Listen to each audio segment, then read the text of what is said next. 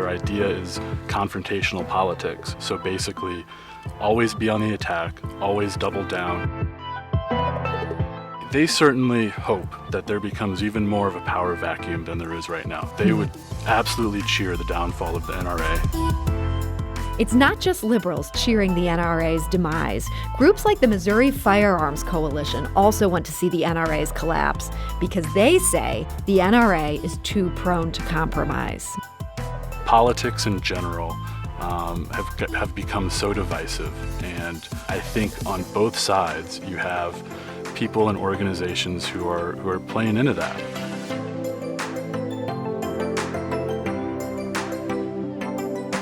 I'm Sarah Fensky. This is St. Louis on the Air. Talk to most people in St. Louis and they'll tell you the state is the Wild West when it comes to guns.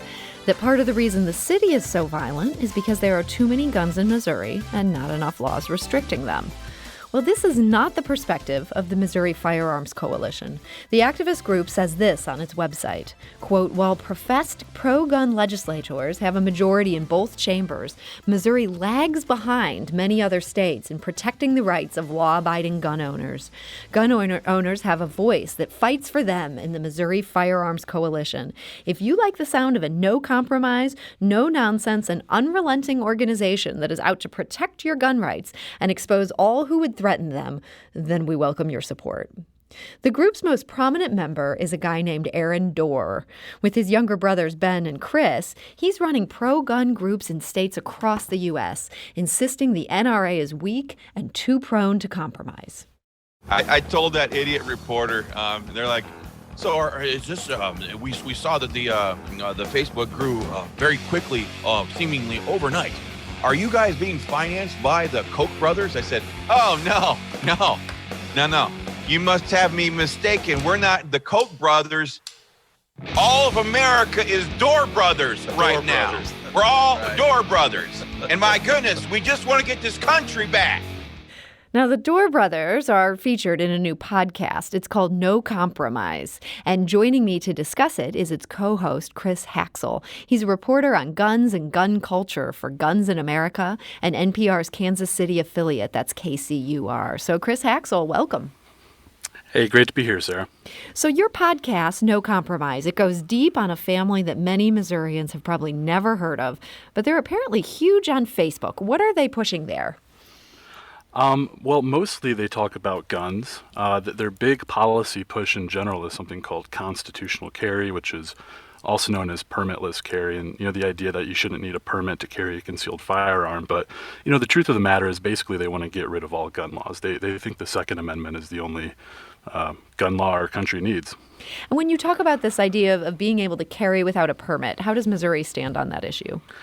Well, in 2016, Missouri did indeed pass constitutional carry, and it was, one of the most sweeping, I guess, reductions of gun regulation across the country at the time. So right now there are a handful of small kind of, there are restrictions on where people can carry and that sort of thing. But for the most part, that policy goal has been achieved in Missouri. Okay. So these guys, these Dorr brothers, and these groups that they have different named groups in different states. What kind of following do they have? Well, they won't disclose their actual membership numbers, so it's difficult to say for sure. But if you go by their Facebook following, you're talking a couple million people spread out across. They've got groups in 12 different states. A couple million people, and these people are pretty active in being involved in these Facebook pages? Oh, absolutely. I mean, if you go and you look on the Facebook page, you'll see memes, article links, pictures. They post a lot of videos. Right now is kind of a quiet time for the videos because I think they're prepping a lot of stuff for the election season and the campaign. But particularly during legislative session, you'll see Aaron Dorr and his friends and brothers on all of their respective groups, sometimes going on Facebook Live for hours at a time. So you contacted several of the people who comment on these videos that Aaron Dorr makes for the Missouri Firearms Coalition, and one person got back to you. This is John Burke. He's a member of a militia group called 3 Percenters, and he and his wife Carla used to live in Illinois. They chose to retire to the Lake of the Ozarks, they said, because they preferred Missouri's gun laws. We were seriously digging into the state laws and political climate. That was a big factor definitely. in us choosing Missouri. You don't move to Illinois if you're allergic to corn. You don't move to Texas if you're allergic to cattle. You just you dig and you find out what the You don't move to Missouri if you're allergic to napalm. The Burks are really big on this idea.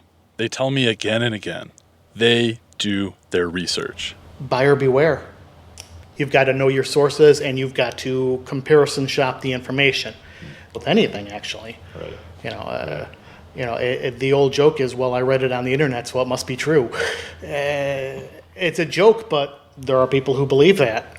Right. And you have to research.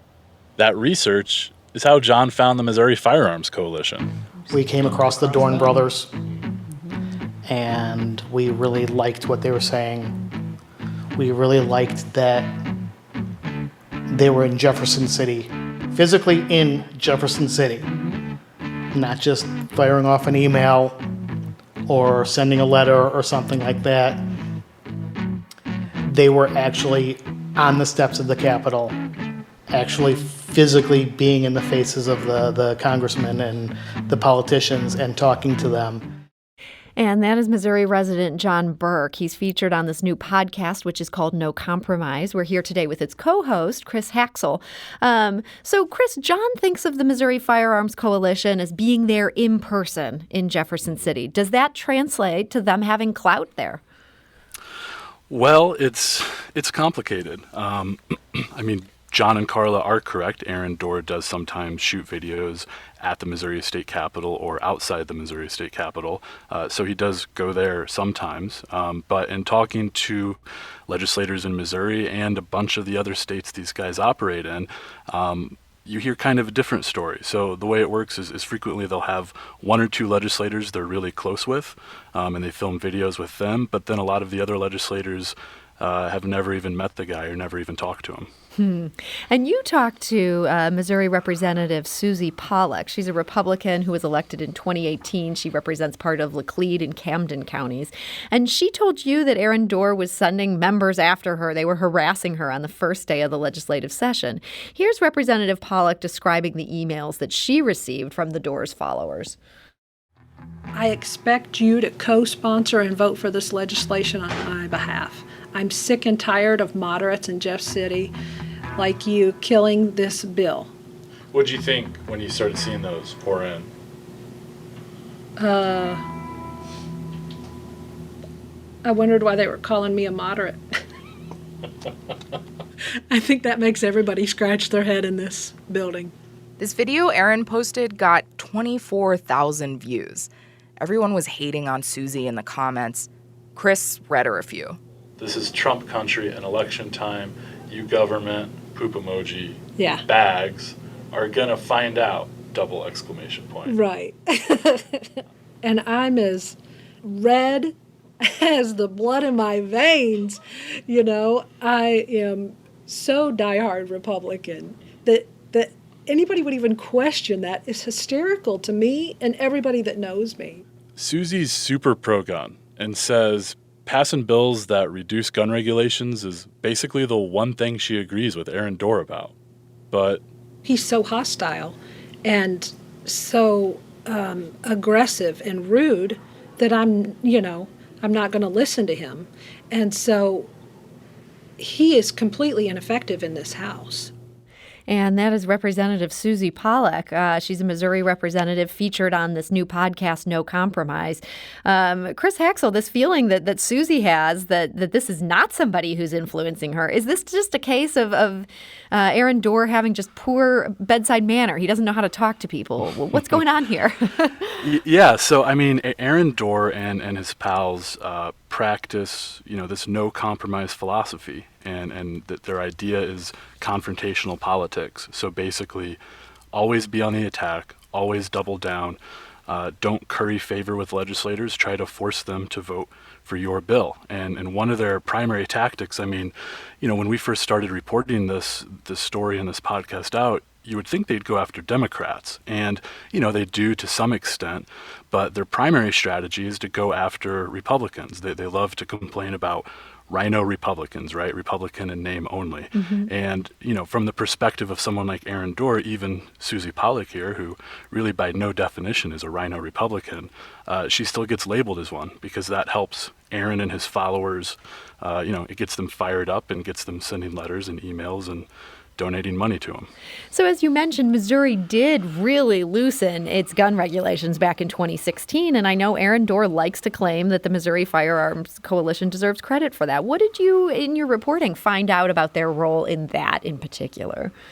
Well, with that bill in particular, it is true that one of the Dorr brothers' primary allies in the state, they have two primary allies in the legislature, Jared Taylor, who is now he's a state rep, and then Eric Burleson, who's a state senator, but then was a state rep. They're the ones who kind of pushed this through, or at least introduced the bill back in 2016, and they are allied with Aaron Dorr. But if you talk to other legislators, if you go and you talk to other gun rights activists in the state, you'll hear kind of a different story. They'll credit the NRA, or they'll kind of credit the fact that it was just actually this is pre-election 2016, and this was an opportunity to have a lot of Republican legislators kind of show their conservative chops by voting for this bill because they were themselves facing election, in a few weeks, basically. So people would have been on board for this even without the Dorr brothers whipping people into a frenzy behind the scenes. That's certainly what we've been told, yep.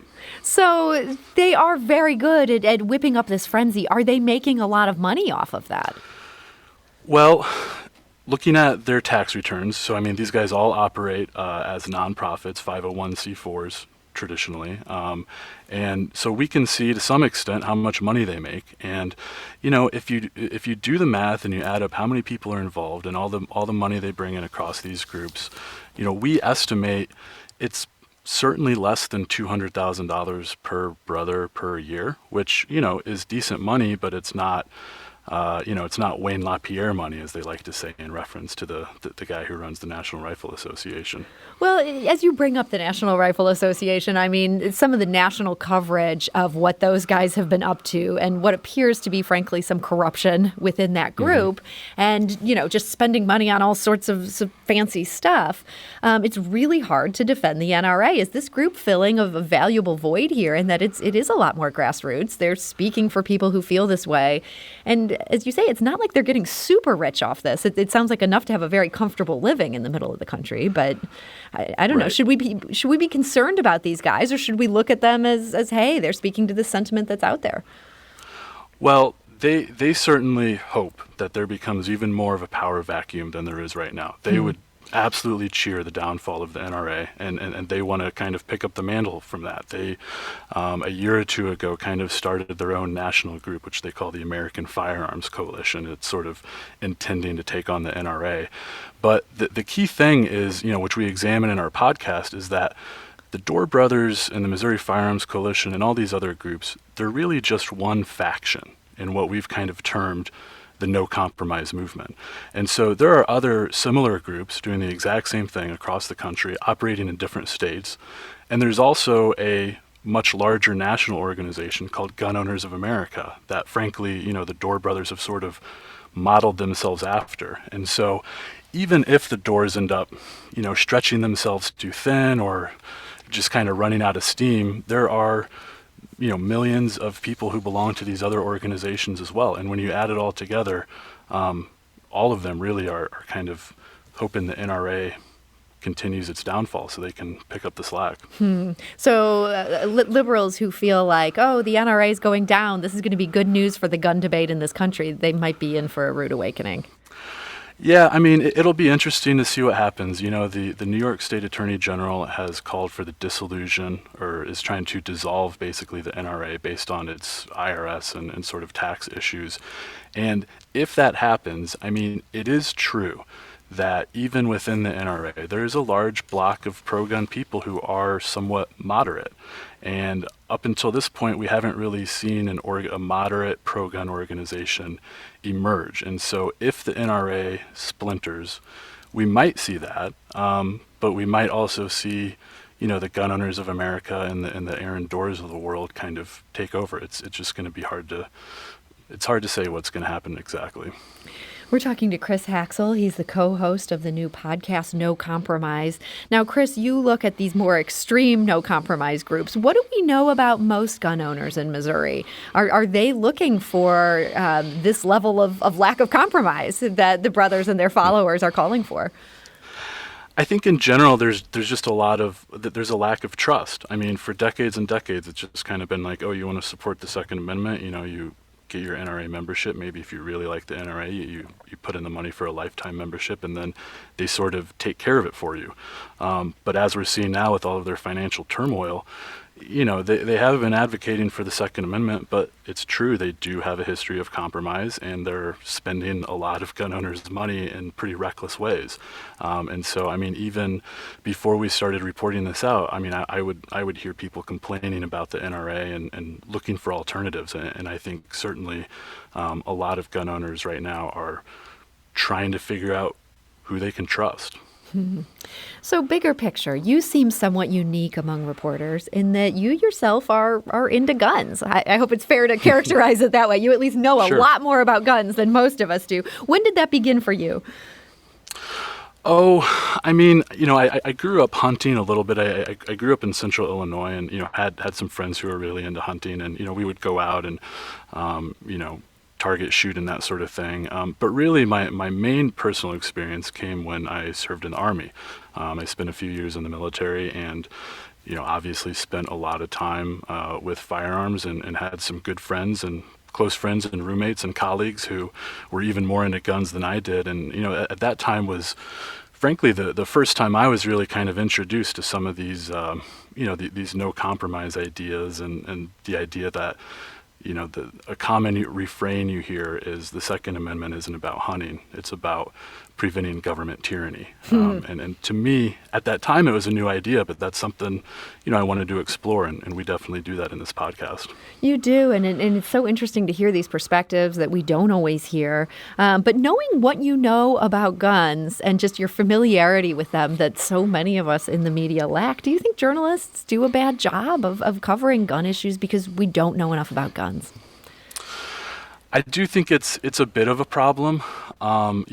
Gun owners like to sort of be gatekeepers on some of this issue and say, oh, you didn't use the right terminology, so therefore that sort of erases the entire article or the entire story you did. And I don't think that's necessarily fair of them.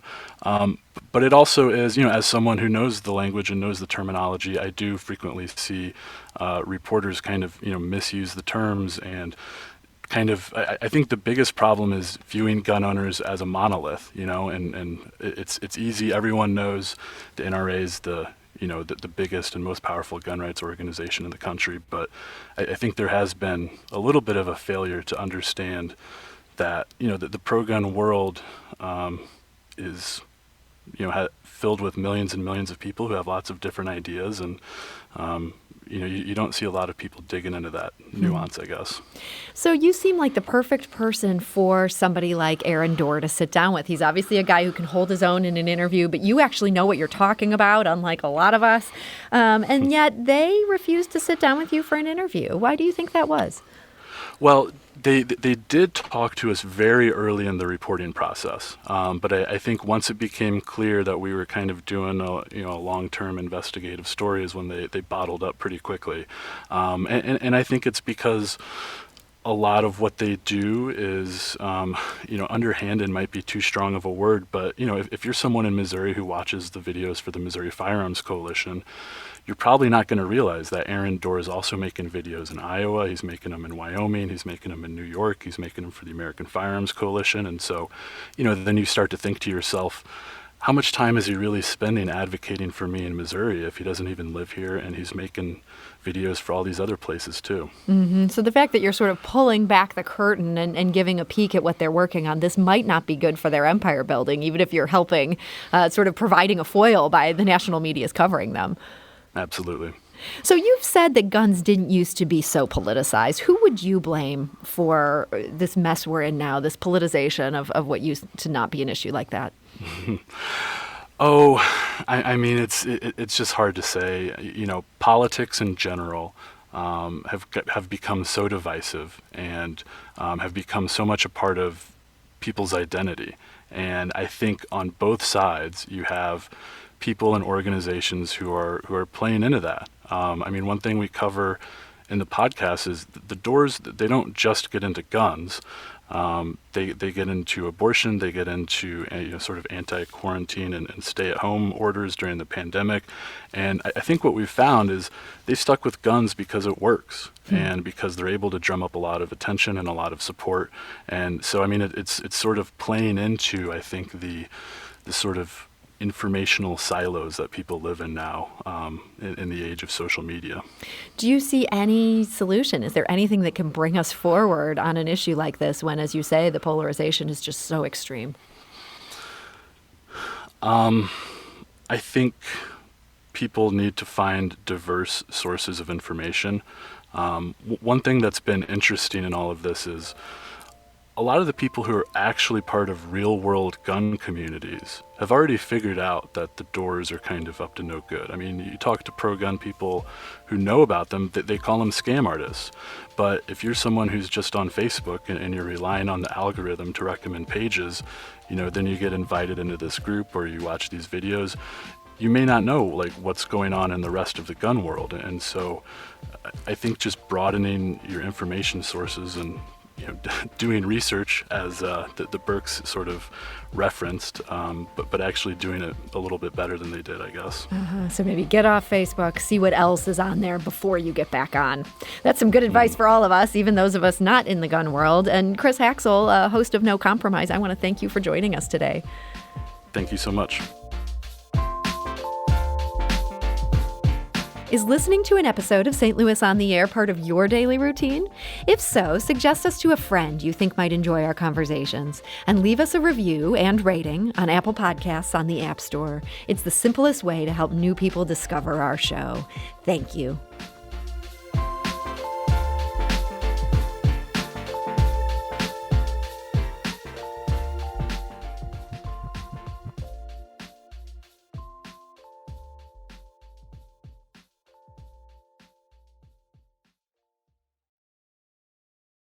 Support comes from the Missouri Forest Products Association, saluting Earth Day on April 22nd with an ongoing commitment to help offset carbon emissions with sustainable harvesting of Missouri forests. Details at choosewood.com.